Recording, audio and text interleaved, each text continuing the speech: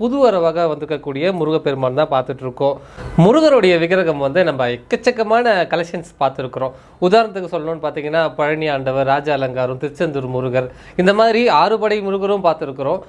எக்கச்சக்கமான கலெக்ஷன்ஸ் அது சைஸ் வாரியாக மாறும். ஆனால் இந்த வாட்டி நம்ம ஷாப்பில் வந்து பார்த்தீங்கன்னா புது வரவாக வந்திருக்கக்கூடிய முருகப்பெருமான் தான் பார்த்துட்ருக்கோம். டோட்டலாகவே ஒரு பார்க்காத ஒரு ஐடல்னே சொல்லலாம். நம்ம ஷாப்பில் புது வர வந்திருக்குது.